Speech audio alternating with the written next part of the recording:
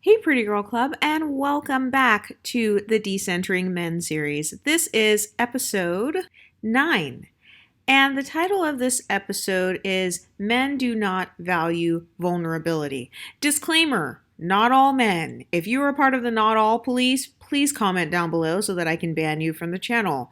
None of my content on YouTube is talking about all men, all women, all black people, all mixed people. So if you're a part of the not all police, just get off of this video right now.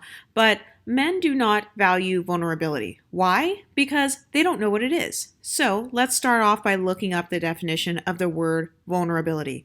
It is the quality or state of being exposed to the possibility of being attacked or harmed, either physically or emotionally. Men are taught from a young age to not show anyone their weaknesses, whether it's physically, emotionally, financially, or in any other area. In fact, if you go on a lot of men's YouTube pages, you will see them talking about how they should never show any form of vulnerability to a woman. So if a man has been socialized from childhood to never show vulnerability because it's a form of weakness or exposing yourself to being harmed emotionally or physically, if they've never been taught to do that, then why would they value a woman doing that? Oh, that's right, because they don't. On average, men are socialized different than women. Let's take it all the way back to childhood. Usually when mothers are raising their boys, they don't teach their sons about being emotionally vulnerable and revealing your secrets to the people you love, and that's a part of how you can emotionally connect with people. Most little boys are not even taught how to emotionally connect with people. You know why? Because in order to build emotional connections, you have to practice empathy. Empathy is feeling and understanding someone else's emotions. So if your friend feels sad, you try to understand their pain. If your friend is happy, you try to share in their joys. Most young boys are not taught empathy, and they're not taught how to emotionally read people or how to feel the emotions of others. Most men are raised in a patriarchal society, and so they are taught that it's kind of a dog eat dog world and you have to compete. So men are naturally raised from the time they were little boys to have more of this hyper competitive mindset where their whole entire self-worth is defined on status and ego and things like that, power, control. So because of that, vulnerability is not a part of the core value system of a lot of men. And if you study basic sociology and psychology, you will understand this. Men are taught from the time they are children that their ability to be sexually selected is only based on their dominance, competition, and seeking status. And so because of this, a lot of men, they're not sitting around thinking about how can I emotionally connect with a woman? How can I be vulnerable with her? How can I value her emotions and her vulnerability? No, that's not what the average young teenage boy or young man is learning how to do. So most men don't even have the emotional capacity to connect with a woman in the same way that women can connect with one another. And I think that this is because also women, we've been socialized to be very nurturing, to be very caring, compassionate, to kind of be a nurse or almost like this caregiver type of person in the family. By the way, according to businessinsider.com, narcissistic personality disorder is more prevalent in men than it is in women. And I'm sure you guys can figure out that it's because, like I said, sexual selection tends to favor dominance, competition, and status seeking. So if you're a man and you've been told your whole life, like the only way you're going to get a girl is if you have money, the only way you're going to get a woman to sleep with you is if you have power. If you've been told things like this, you're going to be seeking after that money and that power. You're not going to be seeking after emotional intelligence. You're not going to be thinking about how you can value a woman's vulnerability. And this leads me to my next point. What a lot of men do not seem to understand is that when a woman is vulnerable with him, that is actually one of the biggest signs of love, or, that's one of the biggest signs of trust that a woman has with a man. So for example, let's say you're a woman and you take off all your makeup and you take off your hair extensions and, you're wearing just your pajamas and a robe, because as women, we are often gaslit about our image and about beauty and stuff like that. So it's actually a very vulnerable thing as a woman just to be in a man's presence that you want to impress, or like you love him, you want him to like you or whatever. It's actually That's a very vulnerable thing to not show him, to show him you not looking your best, or to show yourself with no makeup on, with just a bonnet on or whatever. But most men, not only do they not value that vulnerability, but they will then take that vulnerability of you wearing the bonnet and they will use it to exploit you and to say, things like, well, you're not that pretty without makeup, or you're a 6. And also, you actually see guys doing this over in the red pill space. They'll be like, oh, well, once she takes off all that makeup, once she takes off all this stuff, she's just a 6. Meanwhile, I could say the same thing about a man. Once you strip away his career, once you strip away that nice car, once you strip away his house, he's just a 6. But you don't really see women doing that with men, because women are taught to respect men who have built themselves up and have created, learned skills so that they can like move better in society. But a lot of men don't understand that being able to be beautiful and look presentable and keep your weight off and to keep that washboard abs body that you have and to keep your butt perky and all of that, a lot of men don't understand that it actually takes a lot of discipline to build your body and to shape your body in a very slim fit figure, and to, do your hair and be skilled at hairstyling enough to like make it look good, and to be skilled at makeup artistry and color theory and all of those things to balance out your facial features and to make your features look good. But a lot of men are so emotionally inept to the point where they're not thinking about those small, minute details. All they're thinking about is the finished product. So the difference between men and women is that women tend to date men based on potential, like, oh, I believe in him, and, because I love him, I believe in him. This is one of the main ways that women show love. We will say, hey, you may not have it today, but I believe that you'll have it tomorrow. We often have faith in the men that we are dating. We have faith and believe that he's going to be the next Jeff Bezos, or he's going to be the next big thing. But if you are a 300-pound woman and you want to date some guy that's in shape and, he looks really good, you can't tell that man, oh, just give me a few years. I just need to get on my feet right now. I'm just in a really bad place. I came from a bad background. I was depressed. I was underprivileged. I'm black or whatever. So like, my background really socialized me to be this way. So this is only a temporary situation, me being 300 pounds. Just give me a little bit of time to like lose weight. And then I promise I will become like the ultimate girl of your dreams. Most men don't give a fuck if you say that. They're not going to date you. They want what they want, and they want it right now. So same thing goes for, let's say you show up to a first date. A woman would never show up to a first date in a bonnet and her pajamas with no makeup. And she wouldn't say, oh, well, just give me a few minutes. Give me about an hour and a half. Let me do my hair and my makeup and put on a cute outfit. And then I promise I will be like the baddie that you've always wanted. No, most men, if you walk into a first date and let's say you met him online or something, if you don't look as good as or better than whatever pictures you posted, guys will ghost you on the date. They will literally get up and walk out. They will say they have to go to the bathroom and they'll just leave and never come back. They don't care about the fact that it took you a lot of time, energy, and effort to even show up to the date. They don't care about the fact that you even being on the date shows a sign of vulnerability. It shows that you want a relationship. You want to meet a person. Men do not value vulnerability in the same way because number one, most of them don't know what it is. Number two, we talked about in another episode how about 3/4 of the people who are in therapy are women, not men. So most men don't even believe in things like therapy or increasing your mental health. Most men are kind of like, nope, this is who I am and I'm not changing it.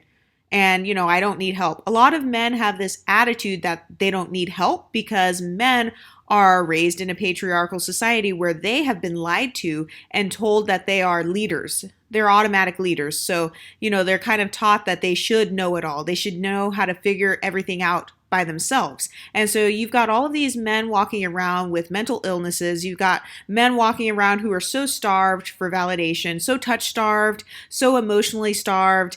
And you've got them thinking that they can solve their own problems. So they don't need a therapist. They don't need anyone to teach them empathy. They can try to conjure that up within themselves. And obviously most men don't do a very good job at it. This is why we have so many horror stories of women who get into these very deep emotional relationships with men, and it's one-sided. So you'll be over here like fantasizing about your future with this guy. You'll be imagining him as your husband or whatever. Meanwhile, he's just thinking of you as, okay, so when can I get sex? And this is because also Men are socialized to desire sex, whereas women are socialized to desire marriage and relationships. From the time women were children, we have been watching Disney movies and romance movies. Meanwhile, from the time that men were children, they have, on average, been exposed to porn. So porn is usually the teacher for boys on what is a relationship, what do men and women do. And porn doesn't have a storyline around it. It's really it just shows the woman being violently, assaulted or whatever, or it shows her being violently going through a sex act, or it usually shows the woman serving the man somehow. And so this is what men are socialized to believe. So while you're at home watching Snow White and Cinderella and all of those wholesome movies, your elementary school boys that are in your fourth grade classroom when you're a kid, they are likely watching porn or they've been exposed to it. Also, men are raised to kind of stuff their emotions deep down inside or to kind of like ignore their emotions. So if a man has been raised his entire life to ignore his emotions, why do we as women expect them to suddenly become these emotionally intuitive, emotionally intelligent creatures who just can read our every thoughts? No, that's how women are socialized, not men. So I genuinely believe that most men actually lack the ability to establish and maintain a strong emotional connection. And how do I know that? Well, because of porn. That is my favorite talking point to use in the Decentering Men series, because any man who is truly emotionally intelligent and truly wants to build a deep, long-lasting emotional connection with a woman via a marriage or whatever, he would understand the side effects of things like porn. He would understand the side effects of texting his ex. He would understand the emotional side effects of looking at that other woman walking down the street. He would understand how you would feel as a woman when he is, gazing at another woman or looking at her butt, looking at her boobs, or talking about how beautiful and hot she is. An emotionally intelligent man would understand that, and he would try to protect the emotional connection he has with you. So oftentimes as women, while we are giving men all of our sexual energy in a relationship, we are fantasizing about him. We are making him the object of our sexual desires. While we are doing that, he is making any walking thing or any woman the object of his sexual desire. And you know why that is? It's because men often have dissociative personality disorder or dissociative identity disorder. I don't know if I'm pronouncing the dissociative right, but what that means is that you can basically live a double life successfully. You can live simultaneously with more than one distinct identity. So this is why we see men who are pastors on the surface, or they're these good family men on the surface, but then behind the scenes they are cheating, lying, sleeping with sex workers, or in some cases we see this with Catholic priests where they will be touching on little boys and stuff like that. This is because of the way that a lot of men are socialized. They're socialized to ignore their emotions, and so if you ignore your emotions, that actually opens you up to lingering PTSD, because you could have a traumatic experience in your life that is like emotionally traumatizing, and because you don't even understand your own emotions and you don't understand trauma, well, how can you address something if you don't even know it exists? So you've got a lot of men walking around with PTSD, not even realizing that that's what it is. And instead of actually dealing with those emotions, a lot of men will just simply dissociate from whatever that identity was, or they will use unhealthy coping mechanisms. And I personally believe that the majority of men do have dissociative identity disorder because most men have been emotionally neglected by their parents from the time that they were children. So I do believe that women are often raised in a more emotionally healthy environment than young boys, because if you think about young boys, let's say a little boy gets rejected at school or he's being bullied or something like that. Oftentimes, parents will tell the little boy, like, oh, just get over it. You're a big boy, or you need to man up. So a lot of little boys, they actually don't get a lot of emotional nurturing. They don't get a lot of soothing, that women get from mothers or sisters or other women in our family. Also, for women, it's more normalized for us to show affection to one another. It's more normalized for us to encourage each other, to hype each other up. And that actually is a form of validation. So this is why men get so confused and they're like, oh, these women, she's really fat and ugly, but she's so confident in herself. She thinks she's a 10. Like, why does she think that? Well, it's because that woman has received enough validation, probably from other healthy women in her life. She has enough healthy relationships in her life and enough validation to the point where she genuinely does believe that she is a 10 out of 10. She genuinely does believe in her worth and her value. But most young boys, from the time they're children, they do not receive as many compliments as little girls because, boys are naturally viewed by society as kind of being predators and stuff. So like, it's not very normal for you to walk up to a man and say, oh, you're cute. Most men would take that as an invitation and stuff because of the way we've been socialized. So women, like female teachers, understand this when they're dealing with little boys, and same thing with parents and stuff. And so they naturally are like, oh, I don't want to coddle him. I don't want to baby him or whatever. And so if a little boy goes through a rejection of some sort or some sort of trauma, he doesn't have a safe space to open up emotionally. And so trauma is actually a trigger of dissociative identity disorder. So this is why you see so many men who are adults and they will seem like the most wholesome man on the surface. You'll meet him, you'll fall in love with him, you'll start dating him. He will seem like the nicest guy ever. In a lot of cases, women will even marry these guys. And then after you get married or you kind of get close enough to him, to where you can see really how he's behaving, then you realize, oh my God, he's a porn addict. Oh my gosh, he's on the DL. Oh my gosh, he's very abusive. Oh wow, like he will talk down on me. He will talk crap to me. All of this is triggered by trauma. Dissociative identity disorder is triggered by overwhelming experiences, it's triggered by traumatic events, and it's triggered by abuse that occurred in childhood. I personally believe that most young men and young boys have been abused because neglect is a form of abuse. So I do believe that a lot of mothers and fathers don't know how to raise children in general. But I know that, when it comes to men, young men have suffered from abuse as well. And so if somebody is dealing with a lot of trauma, the only way that they can make it through life basically is to dissociate. And by the way, dissociating means you have two distinct personalities or distinct identities or personality states. So this is how you hear men make the talking point of, I can cheat and still love you. Okay, well, you have a dissociative identity. One of your identities, wants to cheat and doesn't love me, and another one of your identities loves me and, adores me. So I believe that most men actually do have dissociative identity disorder. This is how they are able to look at porn all the time and not feel bad, cheat on you all the time and not feel bad, and then come back to you as if nothing happened. And then they will still genuinely be like, oh no, I love you more than anything in this world. I don't love those strippers at the strip club. They'll say that while simultaneously spending all their money on the strippers at the strip club. So this is why women, we feel so maddened by this behavior because it's like we can clearly see the hypocrisy. But a person with dissociative identity disorder, they don't see their own hypocrisy. They view it as totally normal. It's totally normal for me to want to jack off to hundreds of thousands of teenagers online and still say I love my wife and kids. And so to us, though, it seems very evil. But to a person with dissociative identity disorder, he doesn't care. And because men do not value vulnerability in the same way as women, a man he doesn't care that you spent your whole life, kind of going 50-50 with him and working for him and being his employee and his therapist and his emotional support.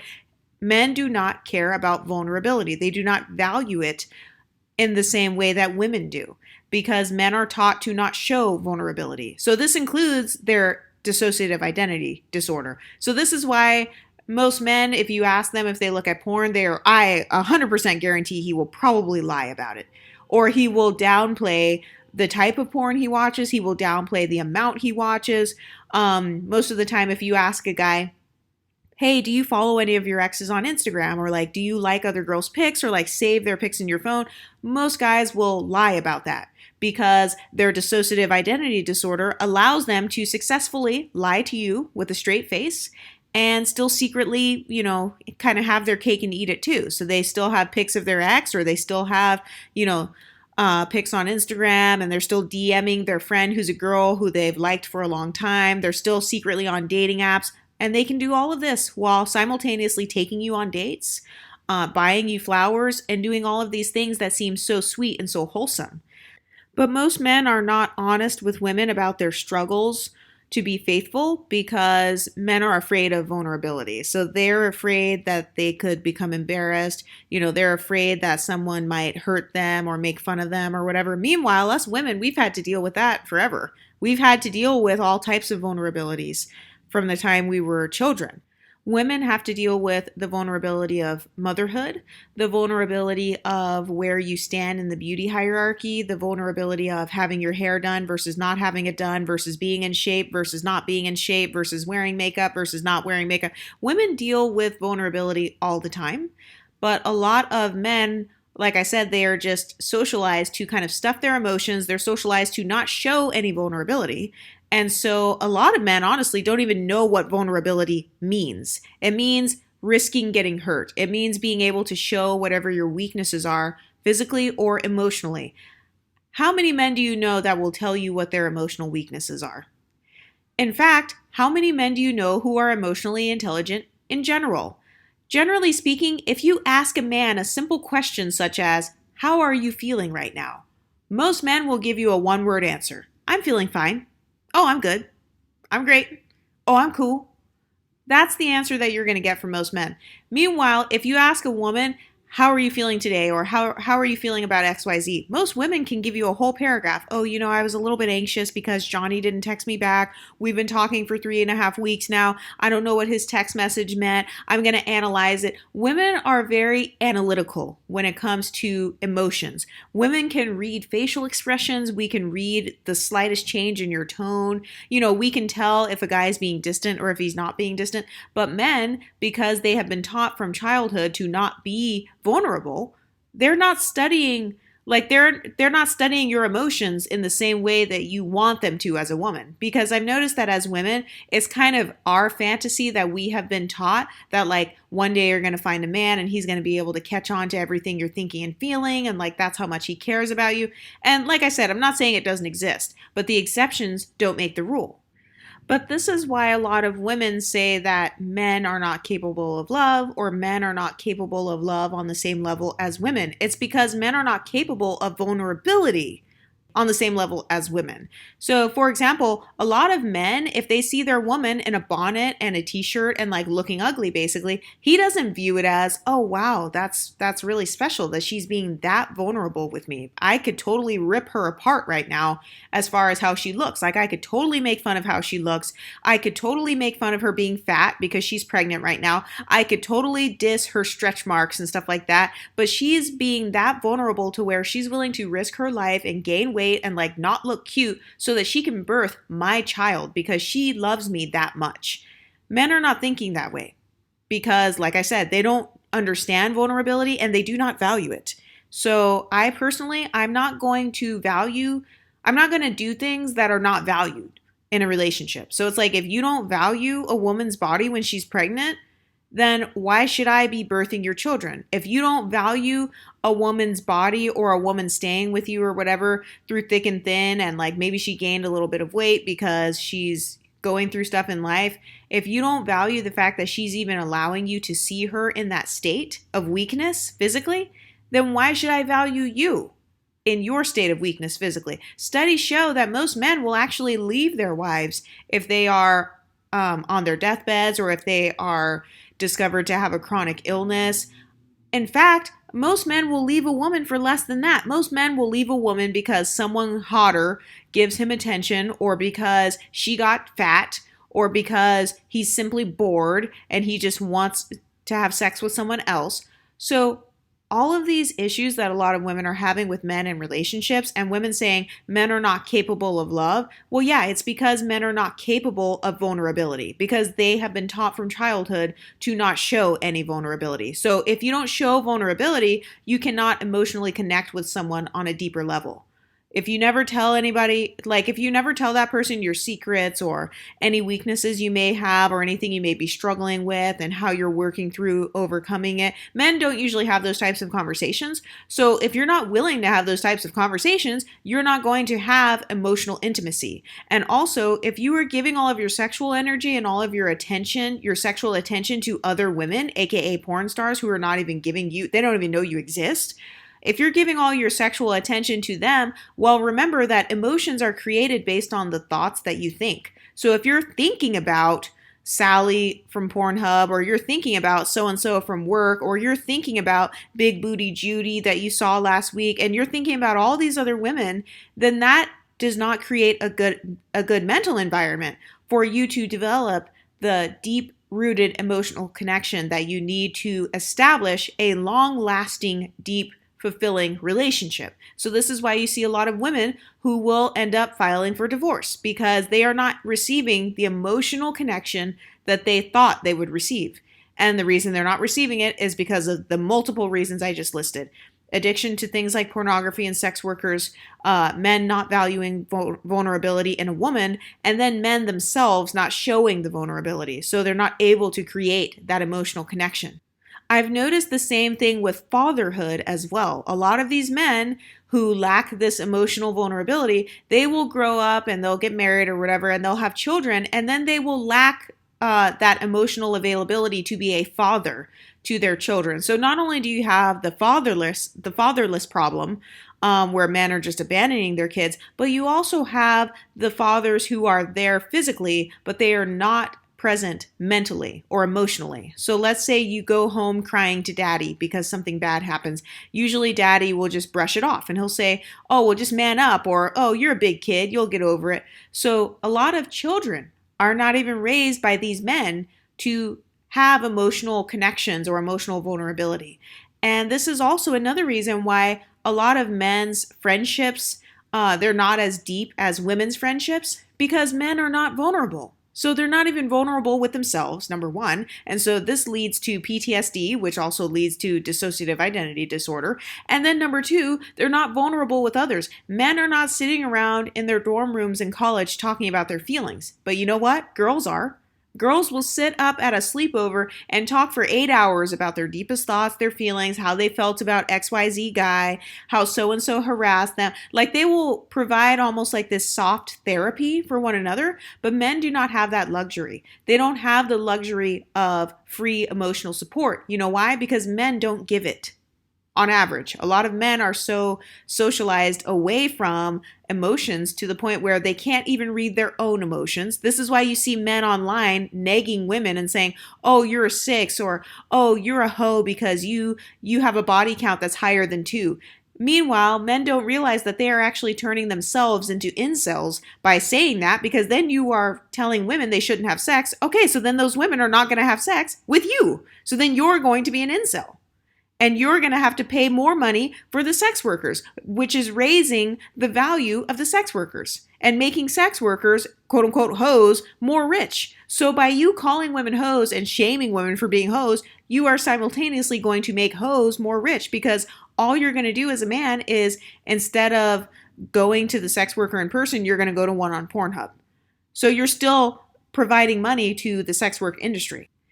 But men's friendships are not as deep because men lack the ability to show vulnerability. So they're not talking to their guy friends about their breakups and why they broke up and how heartbroken they are and how they need emotional support. They're not calling each other on the phone crying like how women do. They're not going over to each other's houses and binging on ice cream and talking shit about people and, just kind of like venting everything out. Men do not do that on average. So if they don't even do that with other men, if they don't even do that with their children, why would they suddenly do that with a woman? So that's why I'm telling you guys to decenter men, or if you're going to deal with them, obviously deal with men from a decentered perspective, because centering your life and centering your emotions around someone who is likely to have PTSD, dissociative identity disorder, and lacks the ability to be vulnerable or even define what the word vulnerable even means, it's probably not the best choice. And then I've noticed that guys will say that they don't show vulnerability because women will use their vulnerabilities against them. Well, men use women's vulnerabilities against us all the time. A man will see a woman who's overweight. That is obviously a huge vulnerability. He will use that against her and say, "You're fat." A woman's beauty or lack thereof is a vulnerability. Men use that against women all the time. So men do this because, like I said, they don't value vulnerability. So this is why they don't care about calling you out for being ugly, for being a hoe, for being boring, for being old and wrinkly, for hitting the wall. It's because they don't value the vulnerability of having you in their life. They don't value the vulnerability of you even being in their presence with your bonnet on, with your t-shirt on. Lack of vulnerability actually causes people to take others for granted, because you won't even admit to yourself, hey, you know what? I really love having this person in my life, even if she's not perfect, even if she's wearing her bonnet or has acne or looks ugly right now. I don't really care about that because, I love the fact that she's here with me and I love the emotional connection we have. Most men aren't even thinking thoughts like that. They are thinking, how can I attain money? How can I attain power? How can I attain sex? On average, that's what most men are thinking about. A lot of men have been so heavily socialized in learning how to suppress their emotions to the point where men are barely even aware that they have emotions. Men literally forget about their emotions all the time. Meanwhile, I've noticed that as women, we are very emotionally aware. As women, we will say things like, oh, I feel that in the pit of my stomach. I didn't like how it felt when he texted that girl. Or, oh, I felt anxiety when I was around this guy. I felt like I couldn't trust him. Women are very emotionally aware. Men do not have that. You know how women say, oh, the gut feeling? I am convinced that men on average do not have a quote unquote gut feeling. This is why you see men, like I said, with the dissociative identity disorder, aka living double lives. This is why you see men doing all kinds of things without consequence or without fear of consequence. They will risk their entire family. They will risk 50% of their wealth. They will risk divorce just so they can sleep with some girl at the office. I've seen men with entire ministries go downhill, or men with entire companies, their whole company will go downhill, or they will get sued for things like sexual harassment because their emotional side of their brain and the part of their brain that is in charge of judgment and in charge of thinking about consequences to action. I personally believe that on average, it is not as developed as women's brains.